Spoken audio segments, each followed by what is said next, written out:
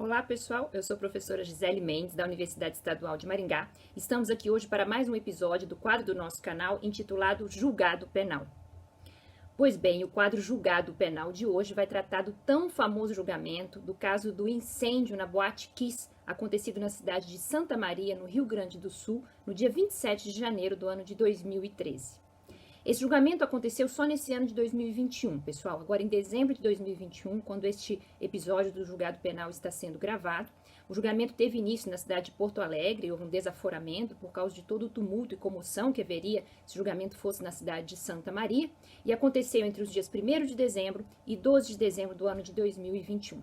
Vamos conhecer um pouco mais os detalhes, então, da sentença que finalmente condenou os 4 réus que tinham sido denunciados pelo incêndio na Boate Kiss, e conhecer também os argumentos dessa sentença para que houvesse finalmente uma condenação por dolo de homicídio simples de 242 pessoas que resultaram mortas naquela ocasião, e também por 636 pessoas que finalmente ficaram feridas por causa do incêndio na Boate Kiss.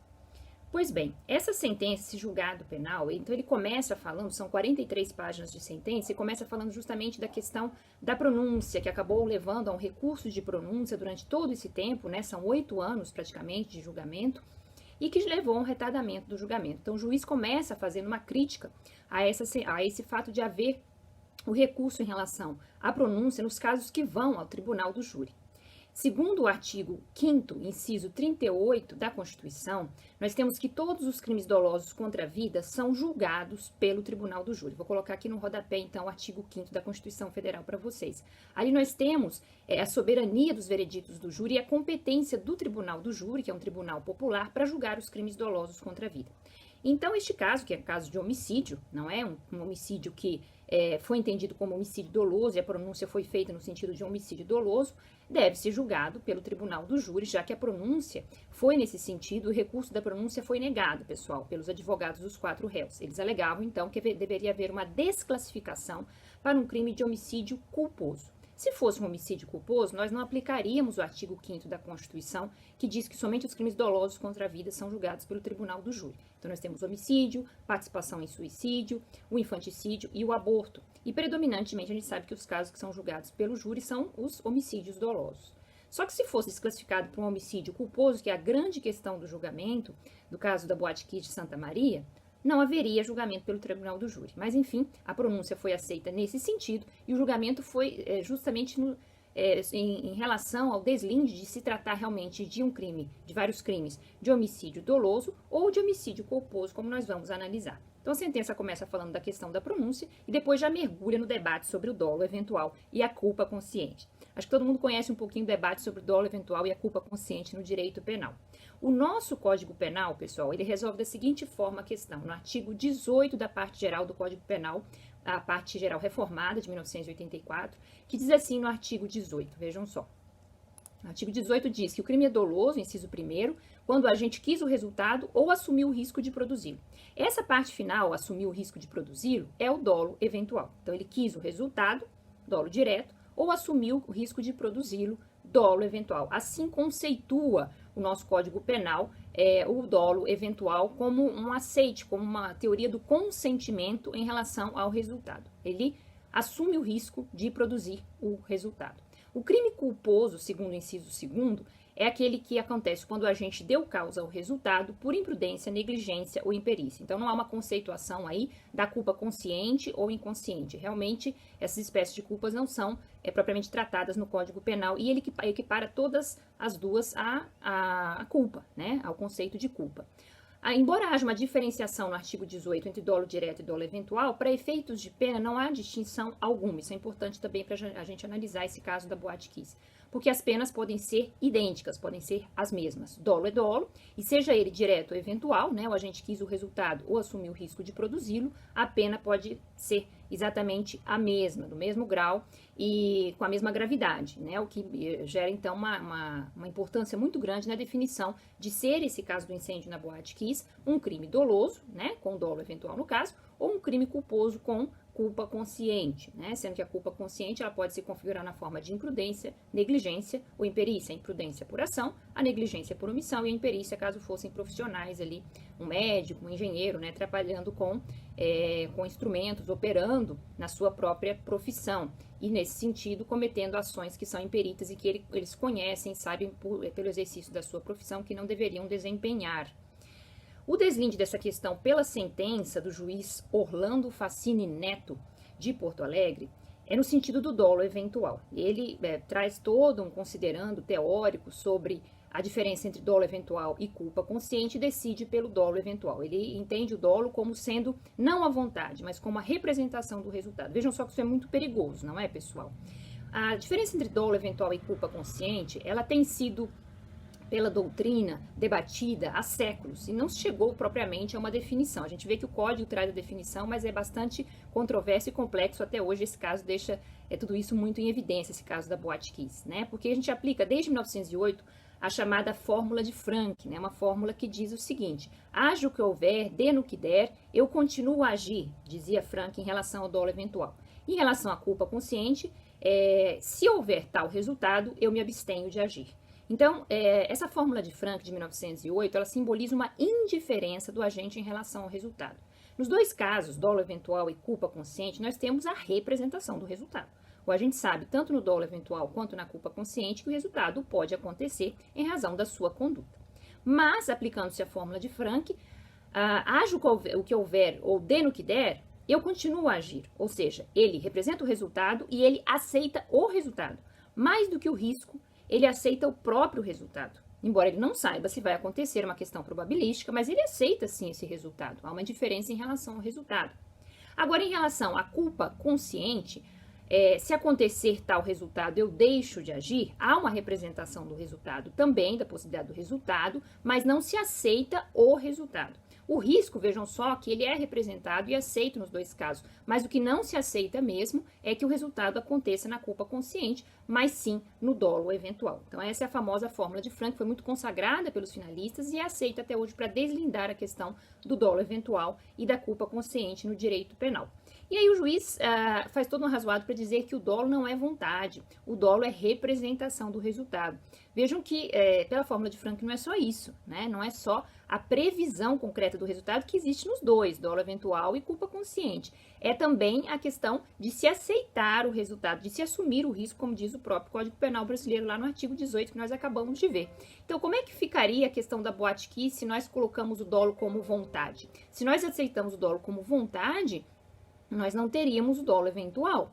Agora, a culpa consciente, ela aceita a representação do resultado e repele que ele aconteça, né? Para o juiz, no entanto, ao sentenciar, e os jurados, claro que foram soberanos nesse julgamento, nesse sentido de reconhecer o dolo eventual, muitos debates houve entre a promotoria, eram 2 promotores, 2 assistentes de acusação, e entre eles e os advogados, no sentido da caracterização do dolo eventual ou da culpa consciente, finalmente levaram os jurados, os 7 jurados, a postularem que há sim aí um dolo eventual e não uma culpa consciente nesse caso. Mas, mais uma vez, é importante a gente dizer que, pela fórmula de Frank, não basta a representação do resultado, o dolo como representação, que é um dolo que se baseia simplesmente na consciência e não na vontade, ok? E nós temos o dolo também, ainda que dolo indireto ou dolo eventual, como vontade. Ou seja, aceitar ou assumir o risco da ocorrência do resultado e, mais do que o risco, o próprio resultado. Então, se nós nos baseamos nesta fórmula de que realmente nós temos não só uma representação, mas uma aceitação do próprio resultado no dolo eventual, esses 4 réus, eles não teriam sido condenados por dolo eventual. Os 4 réus são o Elisandro Calegaro, o Mauro Hoffman, que eram donos da Boate Kiss, eram proprietários, eram sócios da Boate Kiss, e o Marcelo de Jesus e o Luciano Bonilha, que eram integrantes da banda Gurizada Fandangueira, que foram responsáveis pela compra do artefato, né, finalmente pirotécnico, e também por acender esse artefato que desencadeou o incêndio na boate. Então, nós temos aí 2 réus que eram sócios proprietários e nós temos 2 réus que são integrantes da banda Gurizada Fandangueira, que tocava naquela noite fatídica da Boate Kiss. Então, voltando ao deslinde de dolo eventual e culpa consciente, o dolo meramente de consciência, o dolo que não é baseado na vontade, levaria realmente a uma condenação por dolo eventual. Se nós, no entanto, distinguimos dolo eventual e culpa consciente a partir dessa, não só representação do resultado, mas também do aceite do resultado danoso, ou seja, da vontade de lesar o bem jurídico, ainda que uma vontade indireta, baseada numa indiferença, ou seja, o resultado vai acontecer e eu não me importo, eu aceito que ele aconteça, aí nós não teríamos exatamente dolo eventual, mas somente culpa consciente no caso desses acusados. Por quê, pessoal? Porque as condutas apontam que o que houve propriamente de imprudência em relação à conduta deles, em relação aos dois réus que eram sócios proprietários, claro, foi colocação de espuma para isolar o barulho que vinha da reclamação dos vizinhos, né? Eles tinham feito inclusive um TAC no sentido de isolar a boate para que não houvesse mais barulho do som alto na casa noturna que funcionava à noite, mas eles colocaram espuma, que é realmente um material inadequado. Não fizeram as revisões técnicas, não havia um extintor de incêndio funcionando no palco naquele momento, havia uma aglomeração muito grande de pessoas, o fato de se permitir que a banda operasse com fogos de artifício dentro de um local fechado. Inclusive é citado na sentença que os dois, eles impediram que pessoas saíssem na hora que o incêndio começou sem pagar a consumação mínima. Vejam só, as pessoas estavam ali em risco de vida e eles preferiam ainda oferir o lucro, ou seja, que as pessoas pagassem por essa consumação antes de sair, elas estavam correndo risco de vida, inclusive eles mesmos, né? Já em relação ao Marcelo e ao Luciano, integrantes da banda, nós temos que o Luciano foi quem entregou, né, o artefato na mão do Marcelo, que era cantor da banda, e já aceso, né, e ele aproximou aquilo do teto de maneira tal que se desprendeu o incêndio. Então, o Luciano comprou o artefato e disse que em nenhum momento foi advertido pelo dono da loja de fogos de artifício que ele não poderia ser usado dentro de um ambiente fechado. O Marcelo também disse que não imaginava, claro, que aquilo ali poderia se desprender um fogo tão forte a ponto de ocasionar um incêndio no teto da boate, que por sua vez era formado por uma espuma inadequada e inapropriada para o isolamento acústico. Então, nós temos vários componentes de imprudência ali, sem a menor dúvida, não é? Muitos componentes, mas dizer que essas pessoas realmente representaram este resultado e finalmente assentiram com ele, consentiram neste resultado, é algo que pode violar o conceito de dolo eventual e culpa consciente a partir da teoria finalista do direito penal, ok, pessoal? Um argumento muito importante para diferenciar a imprudência e o dolo é que essas pessoas estavam, principalmente os dois integrantes da banda, fazendo parte de todo aquele acontecimento, muito semelhante ao que acontece nos crimes de trânsito. Foi um argumento utilizado pelos advogados de defesa também. Ora, se eu tomo parte naquele acidente, naquele momento, naquela catástrofe, por que eu teria dolo eventual de matar aquelas pessoas? Então, eu teria dolo também, ou vontade, pelo menos, né, entendida a vontade, não só a consciência, mas dolo como consciência e vontade, de me matar, já que eu estava fazendo parte de todo aquele acontecimento. Então, no trânsito, o Código de Trânsito deslinda essas hipóteses, né, de excesso de velocidade, de embriaguez, até de racha, modernamente, como sendo culpa, uma culpa agravada, uma culpa gravíssima, mas como sendo culpa, né? Agora, nessas hipóteses que não tem a ver com trânsito, tem a ver com essas catástrofes e esses acidentes por operação de outros instrumentos que não sejam os veículos, nós temos muitas dúvidas ainda, né? O caso da Boate Kiss é um caso emblemático nesse sentido, dolo eventual ou culpa consciente. Mas quando a gente vê que essas pessoas estavam ali fazendo parte de todo esse acontecimento, que poderiam resultar também lesionadas ou até mortas, a hipótese de dolo é bastante absurda, né? De dolo eventual, uma vez que elas teriam também assumido o risco e aceitado, né, não só consciência, mas também vontade de morrer, de se matarem naquela situação, né, se elas realmente aceitassem aquele resultado ao comprar o artefato, ao colocar espuma e dizer, olha, eu não me importo com a vida dessas pessoas, elas podem morrer, porque eu aceito, né, que eu quero diretamente, a gente está falando de dolo direto, mas eu aceito, para mim é um indiferente a morte dessas pessoas, eu só quero oferir lucro, seja com a minha casa de shows, seja com a minha banda, inclusive eu posso até morrer, que eu não me importo, eu quero ganhar dinheiro. É um raciocínio bastante absurdo, mas é o raciocínio que embasa o dolo eventual, a indiferença em relação ao resultado. Não só consciência, mas também uma vontade indireta, um assumir o risco, um aceitar o resultado, que é exatamente o que coloca o Código Penal no seu artigo 18, né? Então, é bastante controverso entender que a condenação fosse por dolo. Mas o fato é que outros argumentos são deslindados ali na sentença, que não são só a questão do dolo eventual e culpa consciente.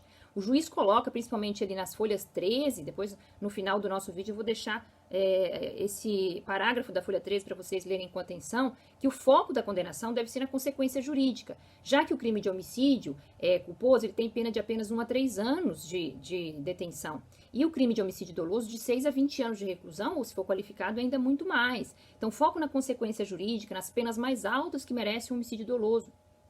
Então, a gente não presta atenção na diferença entre dolo eventual e culpa consciente, mas vai lá para pena, lá para punibilidade, subvertendo e invertendo completamente a ordem da teoria do delito, do conceito analítico de crime, ação típica, ilícita e culpável, que depois vai ser punível e vai merecer uma determinada pena, mas em função da caracterização do dolo ou da culpa. Mas a gente inverte e diz, olha, se a pena é mais grave e é do homicídio doloso, então eu faço todo um raciocínio inverso para justificar o homicídio como sendo doloso. Então, foco na consequência jurídica. O juiz fala várias vezes nisso. A pena como uma comunicação, isso é próprio da teoria da imputação objetiva, que retira realmente a vontade do dolo, né?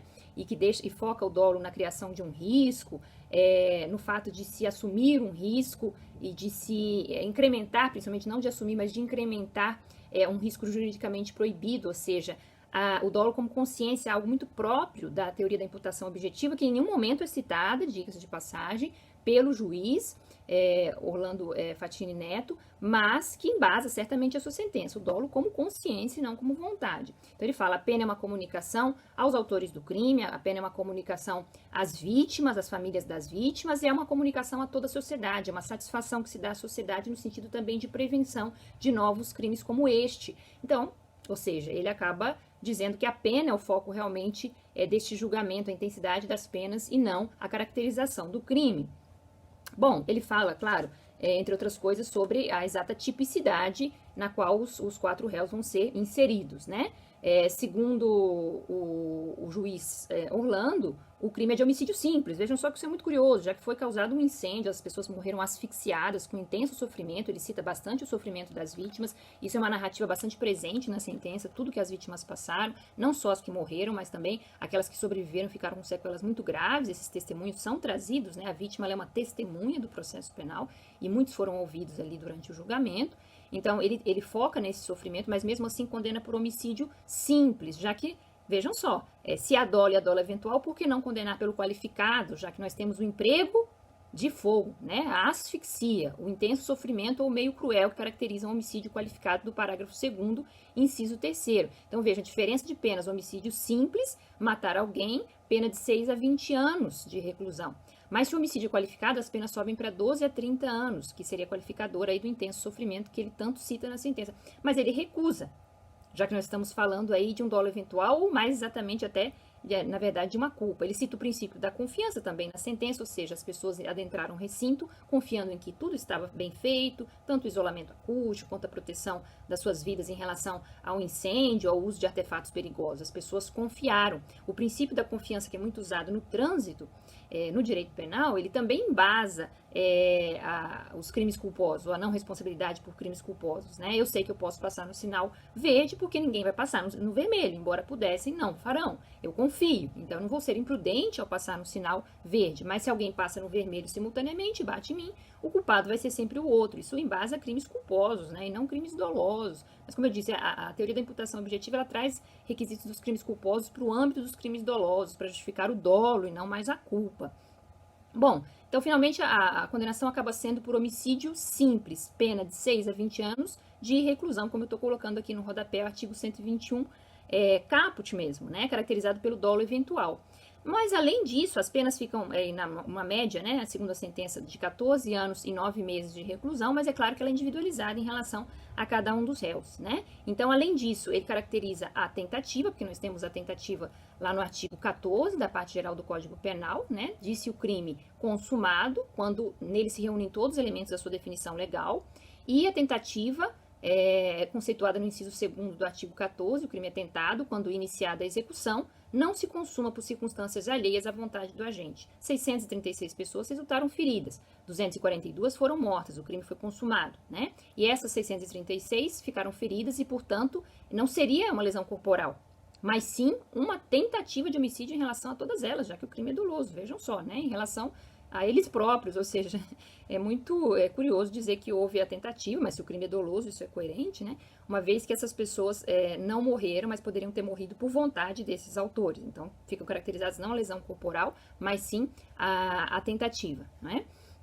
E a diminuição de pena na tentativa, segundo o juiz, é de 1/3 apenas, uma vez que houve ali um risco muito grande de ocorrência de um resultado gravoso. As pessoas tiveram um sofrimento muito intenso na recuperação nos hospitais, estão em tratamento físico e psicológico até os dias de hoje. Então, ele opta por diminuir a pena apenas de 1/3 em relação à tentativa. E, finalmente, a regra do concurso formal, que está no artigo 70, ela também é aplicada. A regra do concurso formal é aplicada pelo juiz no sentido de que uma única ação, que foi o incêndio, ocasionou a morte de 242 pessoas e deixou quase mortas, né? Ou seja, houve tentativa de homicídio em relação a outras 636. Então, aplica-se a regra do concurso formal do artigo 70, que eu vou colocar aqui para vocês no rodapé, ou seja, uma única ação ocasionando a lesão de mais de um bem jurídico.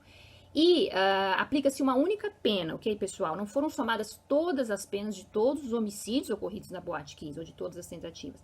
Mas pela regra do concurso formal, aplica-se uma única pena e ela é aumentada. Segundo o juiz, aqui ela vai ser aumentada ao máximo, uma vez que, dada a gravidade dos resultados, ele entende que o aumento em relação à quantidade também de mortes e de tentativas de homicídio acontecidas, o aumento deve se dar em grau máximo, né? Então, o concurso formal, quando a gente, mediante uma só ação ou omissão, pratica 2 ou mais crimes, idênticos ou não, aplica-se-lhes a mais grave das penas cabíveis, né, a pena de homicídio simples, ou se iguais somente uma delas, mas aumentada em qualquer caso de 1/6 até a metade. Ele opta por aumentar da metade, ok?